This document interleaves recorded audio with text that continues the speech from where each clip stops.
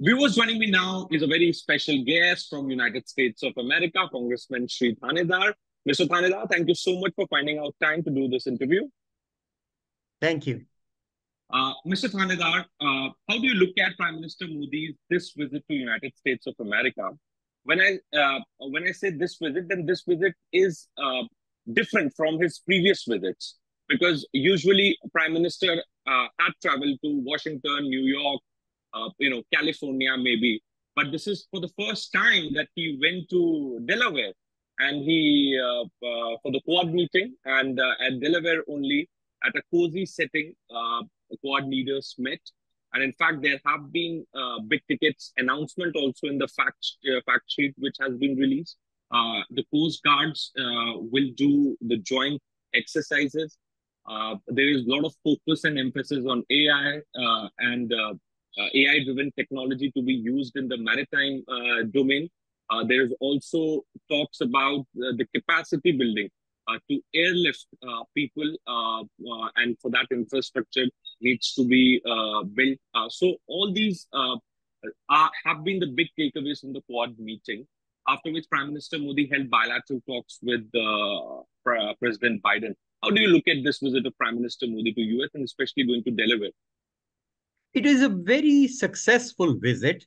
Now, look, Prime Minister Modi ji has a great chemistry, great friendship with President Joe Biden. When he came last time, I had the pleasure to escort him to the joint session of Congress. Yes. Where he gave us such a great speech. Yeah. So Modi ji built a good friendship with Joe Biden and his wife, Dr. Jill Biden. And I think it was fitting that Joe Biden invited him to his own private residence. Yeah. It kind of showed a lot of warmth and friendship.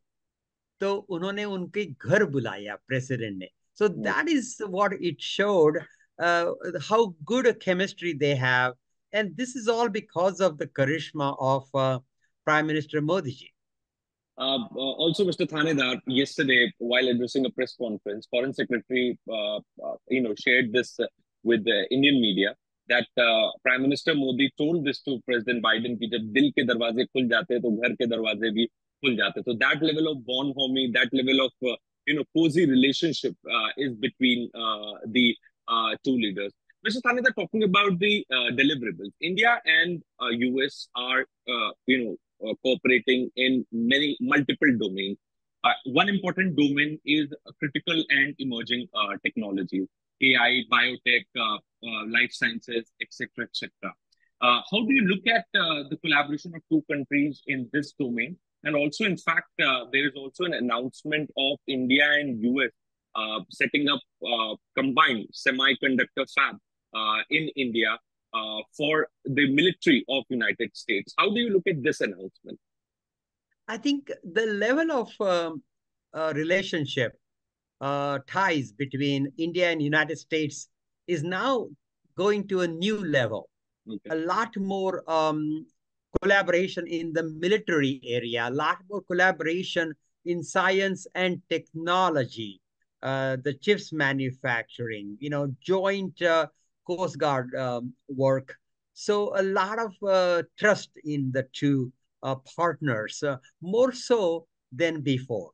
It is becoming more of a trusting relationship. It's becoming more of a deeper relationship. Okay. And part of it is because of these two leaders and the relationship they have. But it's also because the West, especially America, respects India more now. There's a lot more respect for India. Partly it is because of Modi's vision, his leadership, but it's also, if you look at last 10 years, India was the 10th largest economy. Now it is the 5th largest economy, soon to be the 3rd largest economy. So United States have that great respect for India, for what India has achieved in terms of digitalization, in terms of banking, in terms of lifting 26 crore people out of poverty. So the progress that India has made and it's world's largest democracy. More people vote in India than entire Europe. There is the progress, the democracy, the technology, the population of young people. India has the largest population of young people. So all of these are very big plus points, and happen to have a leader who's very charismatic, who has a vision, who has good ideas, and he has implemented those ideas. And so India is something to be proud of, to watch, and United States want to have a strong relationship. As a United States congressman, I see a need for these two countries to build a very strong relationship. It would be in the best interest. It will create more American jobs. It will help India economically. So it's a win-win plus win-win situation for both countries. Okay, Mr. Thanedar, in fact, you must be aware about that how India has intensified peace talks. And one thing that is going on in Prime Minister Modi's mind right now is how to restore peace in Europe. In fact, he visited both Russia and Ukraine.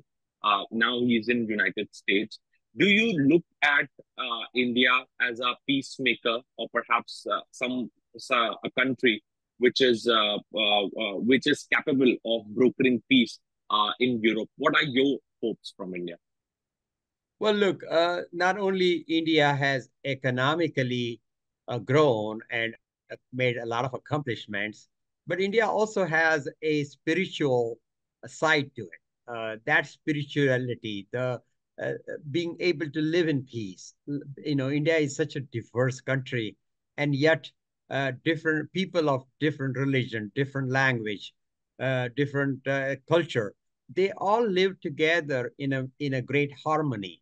And this level of peaceful existence, the spiritual existence, India could be a leader for the world in bringing peace across the continents, especially India's relationship with Ukraine, India's relation with Russia. So India is in a powerful position to help broker some of these tensions and wars that are going on currently, and it needs to be handled in a diplomatic way. And if India can take leadership in that, much credit to India. Okay. Mr. Thanedar, very last question. Quad is seen as a counterweight to Chinese aggression in South China Sea and whole of Indo-Pacific. Uh, this time around, it was the sixth Quad Leaders Summit in the road, four in person. How do you look at the evolution of Quad, the success of Quad, and do you see Quad turning into some kind of a grouping, a strong grouping for the Indo-Pacific that could offer counterweight to China? Oh, absolutely. There is a lot of tension between US and China. The tension is caused by the Communist Party's control, its unfair practices, whether it's unfair trade practices or human rights issues or workers' rights issues, uh, patent, intellectual property, not respecting world's intellectual property. So there is a lot that China is doing aggressively, and that is not benefiting others.